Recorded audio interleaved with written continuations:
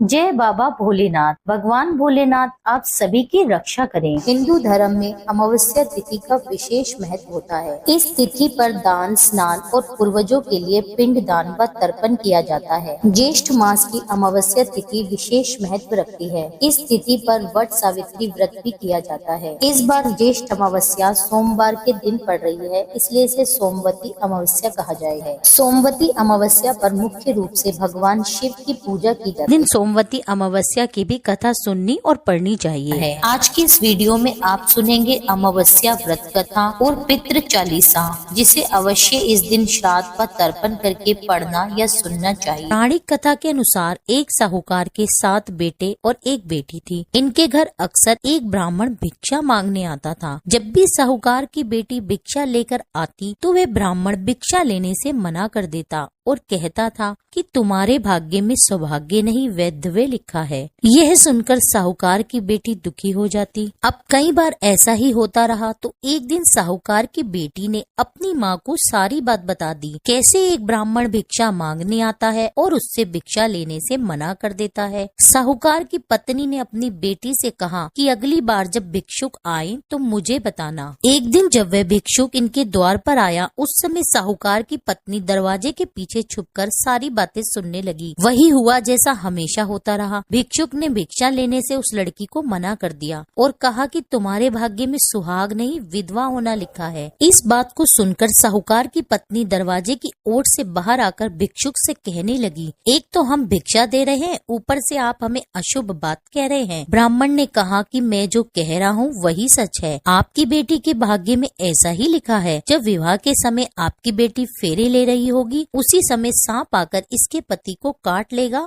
और यह विधवा हो जाएगी। अब ब्राह्मण की बातें सुनकर साहूकार की पत्नी दुखी हुई, लेकिन फिर ब्राह्मण से बोली कि अगर आपको यह पता है कि यह विधवा होगी तो आपको यह भी पता होगा कि इसके सुहाग की रक्षा कैसे होगी। साहूकार की पत्नी के ऐसा पूछने पर ब्राह्मण ने कहा कि यहाँ से काफी दूर एक गाँव में सोना धोबिन रहती है। वह हर सोमवती अमावस्या को व्रत रखती है, इससे उसका सुहाग अटल है। अगर वह आकर अपना सुहाग आपकी बेटी को देगी तो इसका वैधव्य टल सकता है। ब्राह्मण की बात सुनकर अब साहूकार की पत्नी ने ब्राह्मण का धन्यवाद किया और सोना धोबिन की तलाश में निकल पड़ी। एक दिन वह चिलचिलाती धूप की वजह से एक पीपल की छाया में बैठकर आराम कर रही थी। तभी उसने देखा कि एक सांप आया और उस पीपल के पेड़ पर गरुड़ के बच्चों को खाने के लिए चढ़ने लगा। साहूकार की पत्नी ने उस सांप को मार दिया और गरुड़ के बच्चों की रक्षा की। इतने में गरुड़ भी वहाँ आ गया और देखा कि आसपास खून ही खून है। गरुड़ को लगा कि साहूकार की पत्नी ने उसके बच्चों को नुकसान पहुंचाया है, मार दिया है, इसलिए गरुड़ ने उस पर हमला कर दिया। लेकिन साहूकार की पत्नी ने उसे रोका और बताया कि उसने तो उसके बच्चों की रक्षा की है। गरुड़ ने जब इस सच को जाना तो उससे कहा कि तुमने मेरे बच्चों की रक्षा की है, इसलिए बताओ कि मैं कैसे तुम्हारी मदद कर सकता हूँ। साहूकार ने तब गरुड़ को बताया कि वे सोना धोबिन की तलाश में निकली है। अगर वह उसे वहाँ पहुँचा दे तो वह उसका बड़ा ही उपकार मानेगी। साहूकारनी को गरुड़ ने सोना धोबिन के गांव पहुंचा दिया। सोना धोबिन के 7 बेटे और बहुएं थी, लेकिन बहुओं में घर के काम को लेकर कहासुनी होती रहती थी। साहूकारनी को एक उपाय सूझा और वह हर रात जब सभी लोग सो जाते तो सोना धोबिन के घर में चुपके से चली जाती और घर का काम करके निकल आती। कई दिनों तक ऐसे ही चलता रहा तो एक दिन सोना धोबिन छुप कर बैठ गई और सब कुछ देख लिया।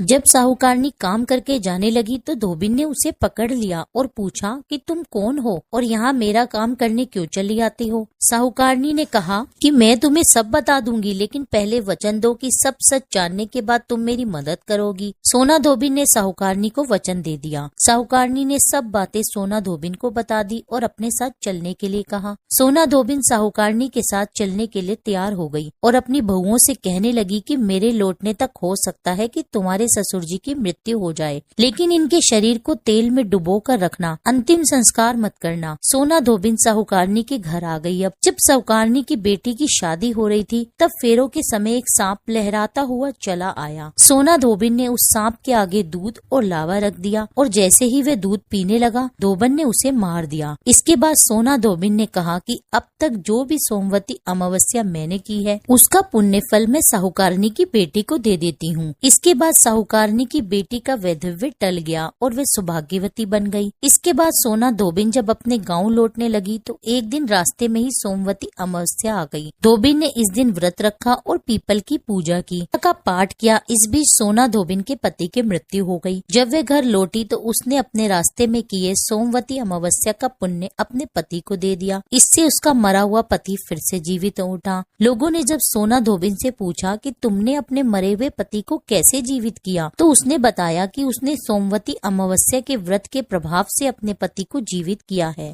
हे अमावस माता, जैसे आपने धोबिन के पति की रक्षा की, उसे जीवित किया, जैसे साहूकारनी की बेटी को सौभाग्यवती किया, ऐसे ही कथा कहने, सुनने और हुंकारा भरने वाले सभी का भला करना और सुहागन स्त्रियों के सुहाग की हमेशा रक्षा करना, उनके सुहाग को बनाए रखना। बोलिए अमावस माता की जय। यही कथा की समाप्ति होती है। कहा जाता है इस दिन पूजा अनुष्ठान करने से बच्चों को समृद्धि और लंबा जीवन प्राप्त होता है और परिवार की भी सुख समृद्धि बनी रहती है और कई प्रकार की बाधाओं से भी मुक्ति मिल जाती है। सुबह जल्दी उठकर स्नान आदि से निर्वित होकर सर्वप्रथम सूर्य भगवान को अर्घ दे। अर्घ देने के पश्चात यदि आप अमावस्या का व्रत करते हैं तो आप व्रत संकल्प लें। इस दिन अपने पितरों को भी अर्घ दें, तर्पण करें और पिंडदान करें। इस दिन जिस भी जगह आपके घर पितरों की तस्वीर लगी होती है उस जगह को अच्छी तरह साफ कर लें। इसके बाद उस स्थान पर देसी घी का एक दीपक जलाएं और पूर्वजों की तस्वीर पर सफेद चंदन का तिलक लगाया जाता है और उन्हें सफेद फूल भी अर्पित किए जाते हैं। इस दिन भगवान शिव, अग्नि देवता और ब्राह्मणों को उड़द दाल, दही और पूड़ी के रूप में प्रसाद अर्पण किया जाता है।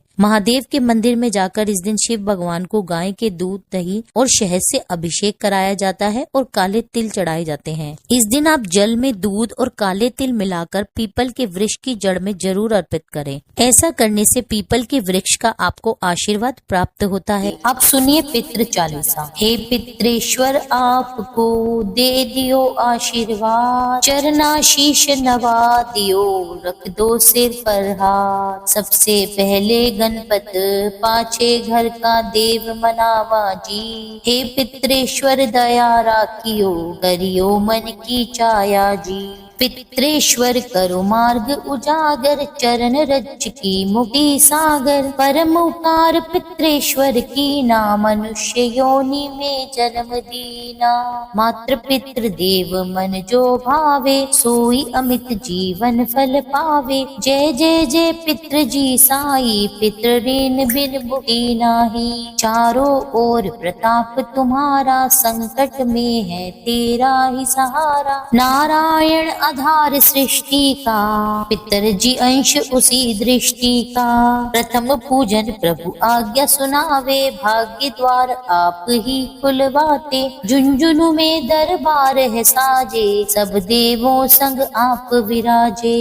प्रसन्न होए मन वंचित फल दीना, कुपित होए बुद्धि हर लीना। पितर महिमा सबसे न्यारी, जिसका गुण गावे नर नारी। तीन मंड में आप विराजे, वसु रुद्र आदित्य में साजे। नाथ सकल संपदा तुम्हारी, मैं सेवक समेत सुत नारी। 56 भोग नहीं है भाते, शुद्ध जल से ही तृप्त हो जाते। तुम्हारे भजन परम हितकारी, छोटे बड़े सभी अधिकारी। भानु उदय संग आप पुजावे, 5 अंजुलि जल रे छावे। ध्वज पताका मंड पे है साजे, अखंड ज्योति में आप विराजे। सदियों पुरानी ज्योति तुम्हारी, धन्य हुई जन्म भूमि हमारी। शहीद हमारे यहाँ पूजाते, मातृभक्ति संदेश सुनाते।